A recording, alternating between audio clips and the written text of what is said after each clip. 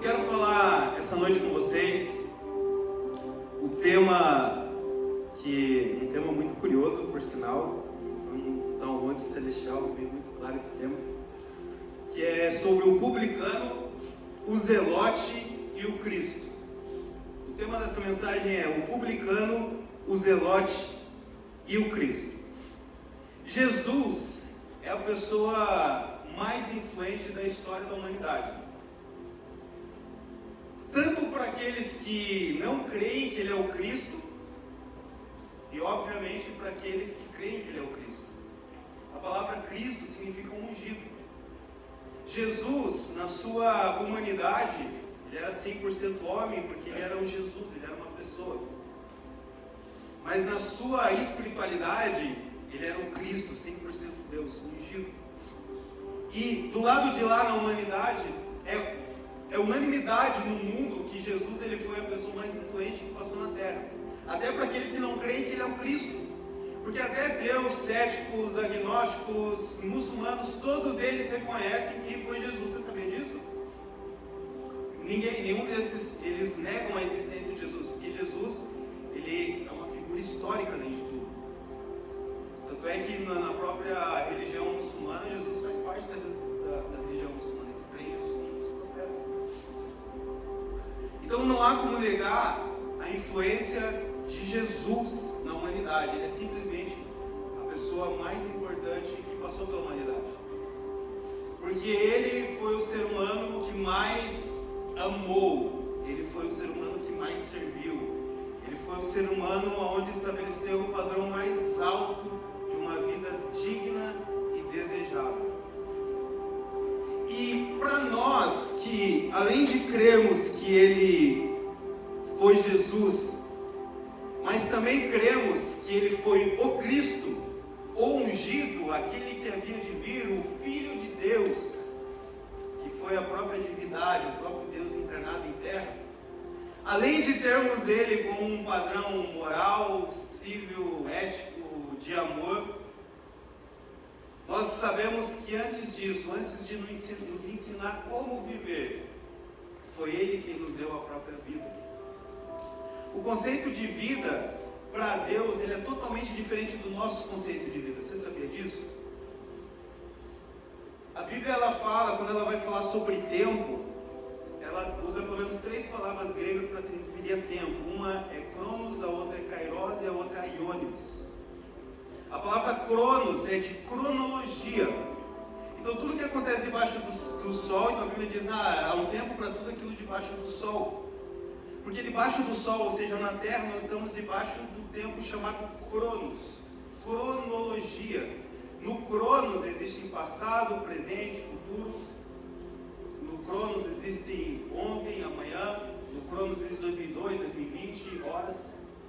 Só que Deus, ele está numa outra dimensão de tempo, que ela não tem começo e não tem fim.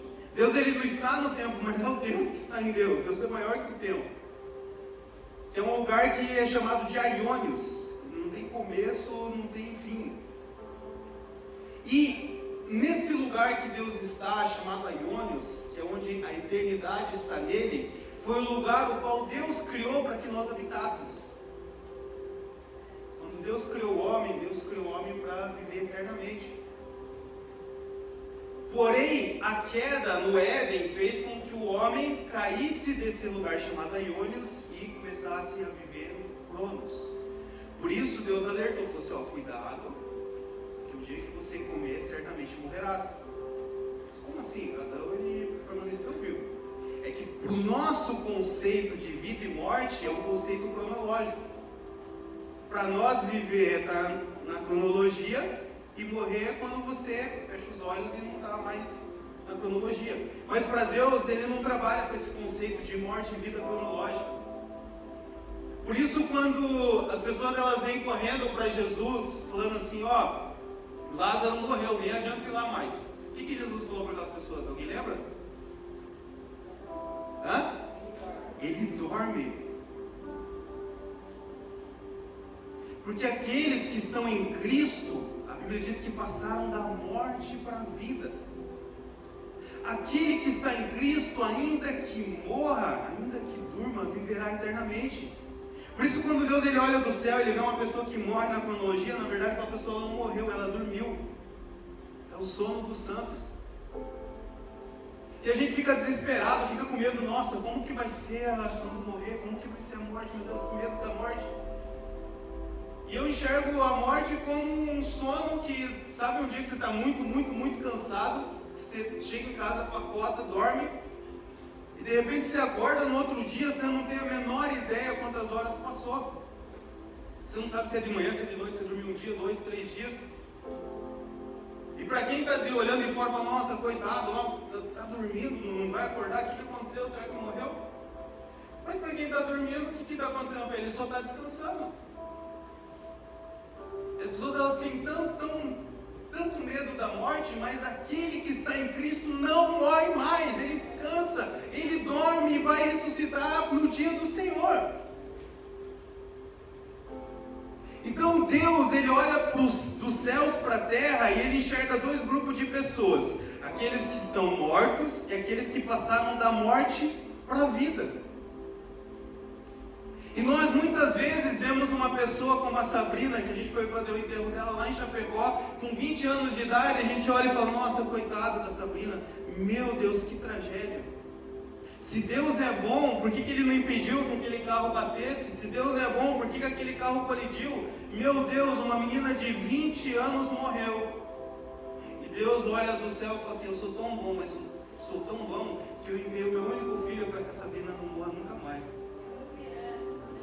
Quando você olha da terra para ela e fala, coitada, ela morreu, Deus ela olha para ela e fala, vinde, amado do meu Pai, porque eu te comprei e você não morre mais. E aí a gente olha uma pessoa que tem o carro dos nossos sonhos, as finanças dos nossos sonhos, o corpo dos nossos sonhos, a saúde dos nossos sonhos e fala, nossa, aquela pessoa ela nem é crente, ela nem crê em Jesus e olha como a vida dela é boa. E Deus olha do céu e fala, mas ela está morta, meu filho. Na verdade, você está se colocando como uma vítima, como um coitado, como se eu estou sendo injusto com você, meu filho. Mas na verdade, ela está morta. Ela é muito mais coitada do que você. Então nós que cremos no Cristo, nós sabemos que antes de nos ensinar como viver nessa terra, nós sabemos que Ele nos deu a vida. E por isso que Paulo fala, cara, para mim viver é Cristo. Ele é o caminho, Ele é a verdade e Ele é a vida. Se para mim viver é Cristo, a vida é Cristo, então morrer é lucro. Porque o morrer, o dormir, é continuar vivendo com Ele para sempre. Essa é a diferença daqueles que creem no Jesus histórico e daqueles que creem no Jesus, o Cristo. E fazendo essa distinção para te localizar nas compreensões sobre Jesus e sobre o Cristo, eu quero falar um pouquinho sobre o Jesus humano. O Jesus que Ele nos ensinou a viver. O Jesus que nos ensinou como se relacionar com as pessoas, como tratar as pessoas, como manifestar os atributos de Deus para as pessoas à sua volta. E esse Jesus, que ele é histórico e também é o Cristo, ele veio para a Terra num contexto que é muito parecido com o contexto que nós vivemos hoje, que era um contexto de crise política e ideológica muito grande. O contexto que Jesus veio à Terra era no momento onde Israel estava sob o governo de Roma. Então Roma, ela começou a governar várias regiões do mundo. Alexandre o Grande, o Conquistador, e começou a colocar províncias e governos ali para cuidar daqueles lugares. E o povo de Israel, então, eles estavam sobre a tutela, sobre o governo de Roma nesse contexto. E Jesus, ele vem para a terra justamente nesse ambiente. Jesus, ele veio para a terra justamente num ambiente de extremo conflito político e ideológico, que é muito parecido com o contexto que nós estamos hoje. Então nós como igreja, nós temos uma preocupação muito grande de aquilo que nós falamos, aquilo que nós pregamos, aquilo que nós cantamos, ele tenha um sentido prático na sua vida, que seja contextualizado na sua vida. Por isso, essa mensagem, o publicano, o zelote e o Cristo, ela fala sobre os dias de hoje. E a gente vai percorrer pela Bíblia para compreender então como que Jesus, ele viveu nesse contexto. Porque talvez baseado na forma como ele viveu, nós possamos encontrar inspiração de como nós podemos viver. E Jesus, ele estando nesse contexto, quando ele cresce, quando ele, enfim, inicia o seu ministério, a Bíblia nos conta que ele começa a encontrar os seus discípulos. E enquanto Jesus, ele percorria, ele andava procurando os seus discípulos, ele começou a se relacionar com algumas pessoas que não eram muito bem vistas pela maioria do povo judeu. E ali Jesus, ele começou a ser mal falado, porque Jesus não era qualquer judeu, Jesus, ele era um rabi. Jesus era um mestre da lei, Jesus, ele já ensinava nas sinagogas. Então ele não era qualquer judeu, ele era um representante religioso da época. E de repente ele começou a se relacionar com algumas pessoas, com algumas companhias, que era desaprovado pelas pessoas que praticavam a religião judaica. E eu quero ler para você então Mateus capítulo 9, versículos 9 ao 13, para você entender um pouquinho o contexto da galera que Jesus, ele tinha relacionamento. Mateus 9, versículos 9 ao 13, eu vou lendo aqui e aí... sim, Ju, obrigado. Eu não sei se é a mesma versão, mas se for uma versão diferente, pelo menos você já consegue ouvir no simultâneo. Mas a versão que eu tenho aqui diz assim, ó: passando por ali, Jesus viu um homem chamado Mateus, sentado na coletoria, e disse-lhe: siga-me. Mateus levantou-se e o seguiu. Estando Jesus em casa, foram comer com ele e seus discípulos muitos publicanos e pecadores. Então Jesus estava em casa, foi comer com ele, seus discípulos, publicanos e pecadores. Vendo isso, os fariseus perguntaram aos discípulos dele: por que o mestre de vocês come com publicanos e pecadores? Ouvindo isso, Jesus disse: não são os que têm saúde que precisam de médico, mas sim os doentes.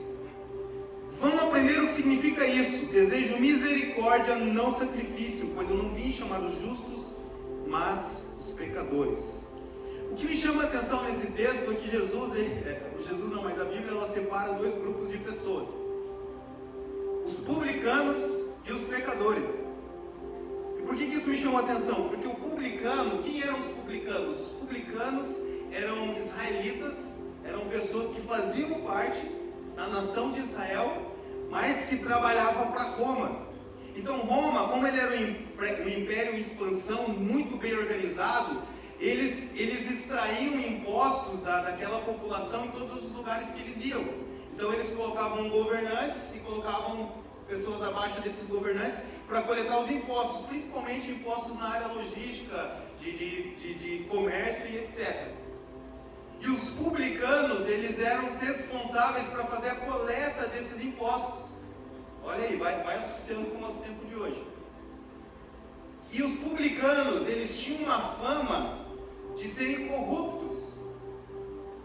Porque desde aquela época já tinha o caixa 2, já tinha o mensalão, a rachadinha, o petrolão, o sei que lá secreto, já tinha. Então eles tinham uma fama de serem corruptos. E além disso, para o povo de Israel, os publicanos era o mais alto nível de traição que alguém poderia praticar naquela nação. Por isso, a Bíblia separa até em dois grupos: tinha os pecadores e tinha os publicanos. Os publicanos eram pior do que os pecadores. Quem que eram os pecadores para eles? Aqueles que não praticavam a lei do jeito que eles queriam que praticassem. E aí, enfim, são inúmeros os tipos. Só que olha que vamos tentar entender Jesus nesse conceito. Jesus, um rabi, um mestre que dominava todas as escrituras, que ensinava, tinha os seus discípulos, e de repente ele encontra um homem chamado Mateus. Algumas traduções diz Levi. E a Bíblia reforça, ela bate muito forte na tecla, que ele era um publicano. Então, para a gente conseguir contextualizar com o nosso tempo de hoje, imagina que Mateus, ele era alguém da situação, era alguém que trabalhava para o governo. Então, se você é de direita, imagina que ele trabalhava para o Bolsonaro, se é de esquerda, imagina que ele trabalhava para o Lula. Mateus, ele era um publicano, ele era alguém que trabalhava para a situação. Só que todo o povo enxergava aquilo como traição, porque além dele ser um israelita que trabalhava para Roma, ele tinha a fama de ser um corrupto. Mas as escrituras não diz sobre isso. Só que ele tinha fama. Então, de repente, Jesus, um mestre, um rabi, um homem santo, ungido, começa a andar com um traidor. Isso escandaliza as pessoas ao redor dele. Mas a pergunta é, será que Jesus era conivente do que ele fazia? Será que Jesus ele tinha parte naquilo que Mateus fazia? E o texto segue, Jesus ele é perseguido, ele é caluniado, ele é motivo das pessoas falarem coisas terríveis a respeito dele por causa das pessoas que ele se relacionava. Mas aí um pouquinho mais para frente, Jesus ele continua a sua saga para encontrar os seus discípulos e ele encontra um outro homem. Então a gente já encontrou o Zelote, desculpa, a gente já encontrou o publicano, já dei spoiler. Agora ele vai encontrar um outro homem. Mateus 10, 1 ao 4, seguindo, ele diz assim, chamando seus 12 discípulos, deu-lhes autoridade para expulsar espíritos imundos e curar todas as doenças e enfermidades. Esses são o nome dos 12 apóstolos. Primeiro, Simão, chamado Pedro, e André, seu irmão, Tiago, filho de Zebedeu, e João, seu irmão, Filipe e Bartolomeu, Tomé e Mateus, o publicano. Olha só, os outros ele não falou nada. Mas quando fala Mateus, é Mateus, o publicano. Mateus, o traidor.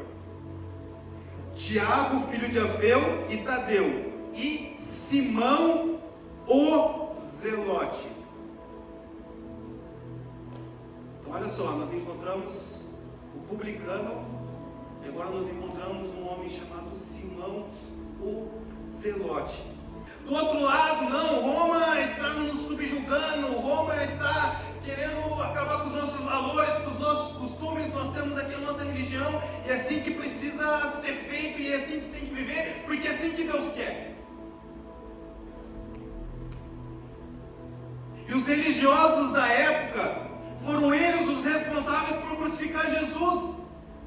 Porque Jesus ele não foi reconhecido como Messias, porque na cabeça deles o Messias que Deus iria enviar era um libertador político. Seria um guerreiro, alguém com faca no dente, que estava disposto a matar ou morrer por Israel para libertar o povo de Roma. Mas chega Jesus. Aí eu te pergunto, se eu estou diante de Jesus e de Barrabás, quem tem mais cara de Messias? Um coitado que fica quieto, que xingam ele, que bate na cara dele e não fala nada? Um outro guerreiro que está disposto a lutar pelos valores e a tradição de Israel? Por que Jesus ele incluiu nos seus discípulos pessoas que tinham pensamentos tão diferentes, políticos e ideológicos? E a resposta foi a resposta que Jesus deu para Pilatos e para Herodes: é porque o meu reino não é desse mundo. O meu reino não é desse mundo.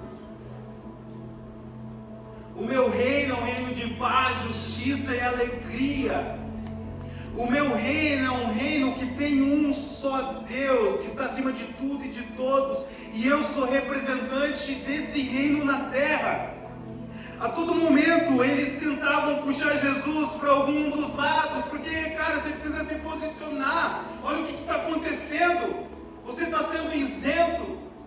Até o ponto deles chegarem para Jesus. Mateus 22:16, enviaram-lhe seus discípulos, juntamente com os herodianos, que lhes disseram: Mestre, falando para Jesus, sabemos que és íntegro e que ensinas o caminho de Deus conforme a verdade, Tu não te deixa influenciar por ninguém, porque não te prende às aparências do homem. Então olha só, os fariseus, os judeus ali, eles enviaram algumas pessoas para fazer algumas perguntas para Jesus. Porque estava incomodando o fato de Jesus ele não se posicionar do jeito que eles queriam. E eles chegam elogiando. Nós sabemos que tu és íntegro, que ensina o caminho de Deus conforme a verdade. Tu não deixas influenciar por ninguém, porque não te prende às aparências do homem. Então diz-nos, qual que é a tua opinião? Jesus, você é íntegro, você não se influencia por ninguém, você não vai pela cabeça de ninguém, então nos diz aí, qual que é a tua opinião? O que o senhor pensa a respeito disso? É lícito, é certo pagar imposto a César ou não? Mas Jesus, percebendo a má intenção deles, perguntou: hipócritas, por que vocês estão me pondo à prova? Mostre-me a moeda usada para pagar o imposto. E eles lhe deram um denário. E Jesus lhe perguntou: de quem é essa imagem, de quem é essa descrição? E eles responderam: de César. Então ele disse: deem a César o que é de César, e a Deus o que é de Deus. Talvez você, assim como eu, está numa situação como Jesus estava, num ambiente de pressão, onde todo lado alguém tenta puxar o seu braço, porque você precisa se posicionar, porque você precisa falar de que lado você está. Mas eu estou aqui para dizer que você está do lado do reino de Deus na terra. Você é o embaixador de Deus na terra. E eu jamais vou deixar de sentar com um publicano, ou eu jamais vou deixar de sentar com um zelote na mesa, onde eu tenho a oportunidade de falar sobre o reino que eu represento, por causa de alguma ideologia política que eu acho que tem o poder de ser ela portadora do reino de Deus na terra.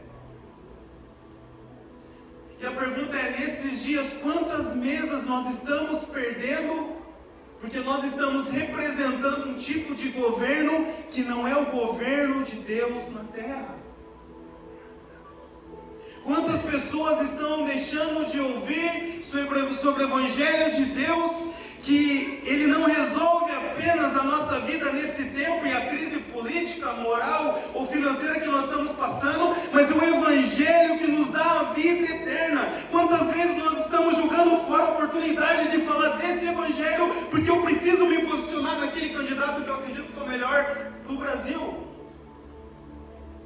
E veja bem, eu não estou falando que você não pode exercer o teu papel de cidadão, que você não deve. O que eu estou te falando é que você não pode substituir as verdades do reino que você representa por algo que é passageiro. Não foi para isso que Deus te salvou. Não foi para isso que Deus enviou o Espírito Santo dentro de você e falou: o meu reino está dentro de você. Aonde você chega, o meu reino é chegado. Aonde você chega, a salvação. Aonde você chega, a cura. Aonde você chega, os corações são quebrantados. Não troque a boa notícia a respeito do meu reino pela boa notícia de um candidato que talvez você até tenha razão que ele é o melhor para o teu país, mas o que eu estou olhando é mais do que aquilo que é melhor para o teu país. O que eu estou olhando é aquilo que é melhor para a eternidade daqueles que eu amo.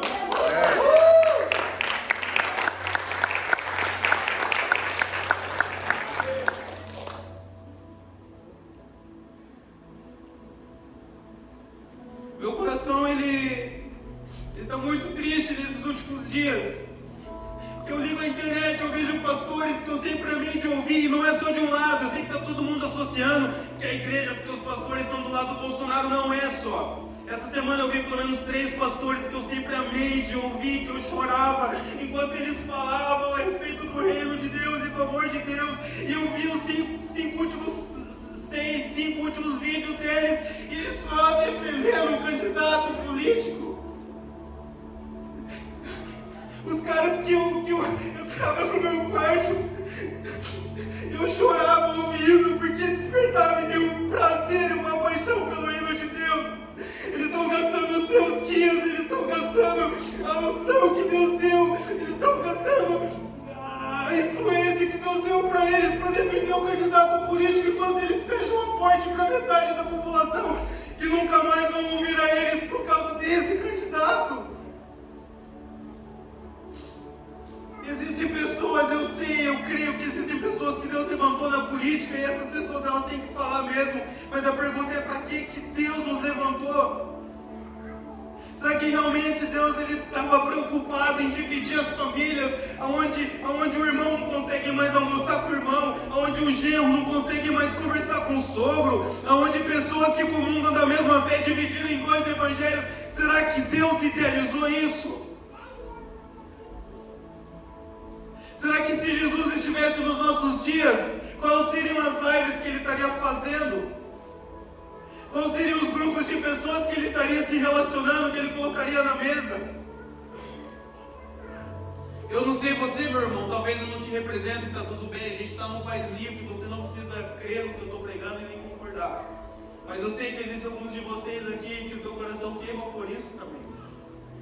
E o que nós podemos fazer é continuar fazendo aquilo que Jesus fazia, que é permanecer pregando e declarando: é chegado o reino de Deus na terra. Jesus, ele era indecifrável, ninguém conseguia decifrar Jesus, ninguém conseguia colocar Jesus em estereótipo algum. Naquela época não existia o conceito de direita e esquerda, isso é a Revolução Francesa, isso é coisa do século XVIII, XIX para dividir o povo, mas tinha o conceito dos zelotes e dos publicanos. E Jesus encontrou lugar na mesa para todos eles. Eu quero que você saiba, meu irmão, existe lugar na mesa para zelotes e publicanos, conservadores e progressistas, direita e esquerda. Você não precisa concordar, você não precisa votar naquele candidato, mas vai chegar um dia que o Cordeiro que venceu e que foi o único achado digno de abrir os selos, e ele chamará pessoas de toda tribo, de toda língua, de toda nação, de todo posicionamento político, para viver com ele para sempre. E quando chegar esse dia, talvez a gente vai ter a oportunidade de lembrar desse tempo. Se eu aproveitei a minha influência, as minhas redes sociais, a minha voz, para encher a mesa da grande ceia, falando a respeito das virtudes do reino de Deus, ou se eu desperdicei todas essas coisas, promovendo uma ideologia que ela pode ser a melhor que existe, a melhor para o país, mas que ela é temporária, que ela é cronológica. A gente tem uma semana antes que aconteçam as eleições. E se essa mensagem faz sentido para você, gostaria de te propor um desafio, de você reatar todas as relações que você perdeu por causa disso. Se isso faz sentido para você, gente, como eu disse, a gente é livre, que ninguém é obrigado a fazer nada, ninguém é obrigado a concordar com nada. Mas se isso faz sentido para você, eu queria te propor a reatar as relações que talvez você perdeu por conta disso. Dizer, cara, acima de qualquer coisa, eu faço parte de um reino inabalável. O reino de Deus, ele é indestrutível. Ele é justiça, ele é paz e ele é alegria no Espírito Santo. Ainda que do lado de fora, na sociedade que nós vivemos, haja perseguição, haja falta de liberdade, mas o reino que nós pertencemos, ele é paz, justiça e alegria no Espírito Santo. Para mim, se o Bolsonaro ganhar, está tudo ótimo. Para mim, se o Lula ganhar, também está tudo ótimo. Ah, mas se o Bolsonaro ganhar, vai acabar com a liberdade, é fascista. Ah, se o Lula ganhar, vai acabar com a liberdade, é comunista. Quando eu olho para a história da igreja, os maiores crescimentos, os crescimentos mais exponenciais da igreja de Jesus Cristo na Terra sempre foram em momentos de perseguição.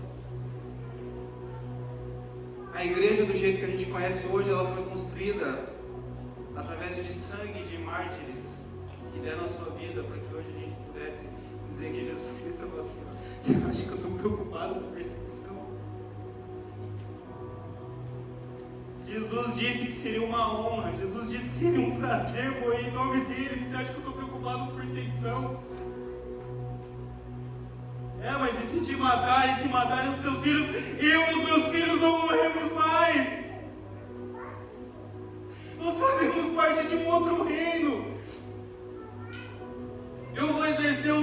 direito de cidadão, eu converso com os meus amigos próximos sobre política, eu tenho meus pensamentos políticos, mas eu jamais vou fechar uma porta que Deus me abriu para pregar sobre o Filho dele que está ressurreto e que deseja salvar a humanidade. E se você crê nisso, isso faz sentido para você, eu gostaria que você se juntasse a mim. A gente foi chamado para pregar o Evangelho do Reino de Deus. O Evangelho fala de boas notícias, mas eu vejo muitos daqueles que foram levantados para pregar o Evangelho do Reino de Deus, pregando o Evangelho da ideologia que ele acredita. A Bíblia diz, aquele que pregar outro Evangelho, que não seja aquele que eu vos anunciei, Paulo falando, esse é anátema. É anátema todos aqueles que deixaram de pregar o Evangelho do Reino de Deus e se corromperam por outro Evangelho, que não é o de Jesus Cristo.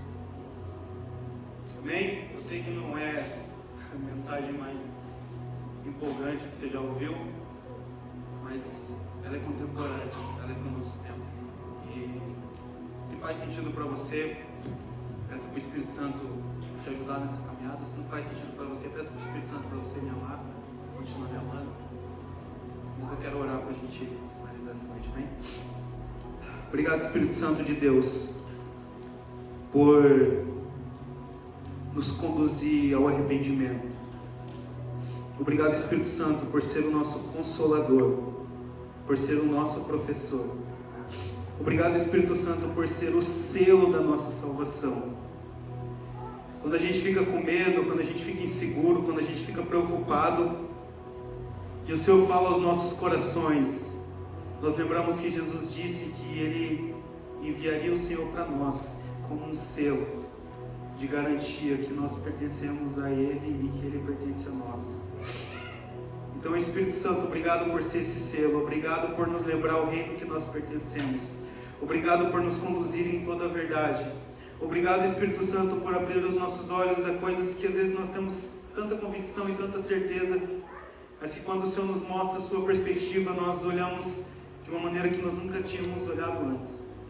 Por Espírito Santo, eu declaro, Pai, sobre a vida de cada um dos meus irmãos, que hoje essa mensagem penetrou e fez sentido no coração deles.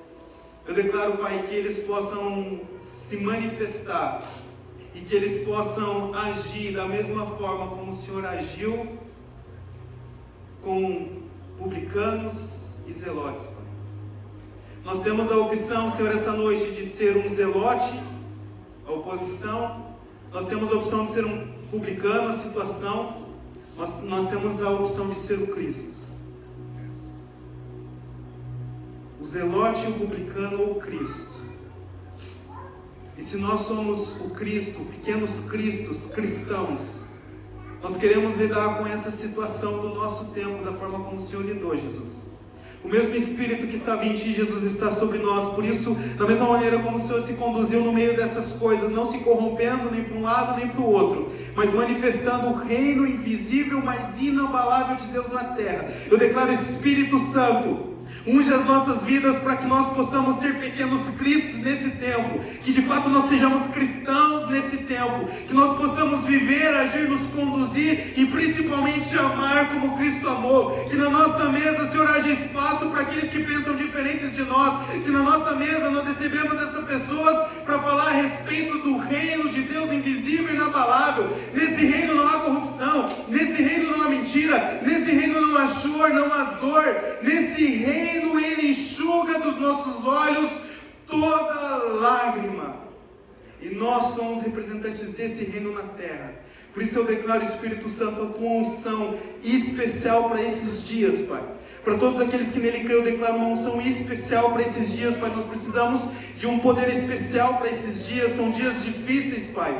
A verdade, ela é relativa, a gente não sabe em quem acreditar, não sabe quem votar, não sabe quem fazer, mas eu declaro uma unção do Senhor sobrenatural sobre as nossas vidas nesse dia, e eu declaro que nenhum dos teus filhos serão confundidos naquele que é o propósito do Senhor para as nossas vidas nessa terra. Nós não iremos distrair com as coisas ao nosso redor, nós não iremos distrair com as coisas desse mundo, mas nós continuaremos com o nosso olhar firme e fixo ao autor e consumador da nossa fé e salvação, que é Jesus Cristo. Amém? Obrigado.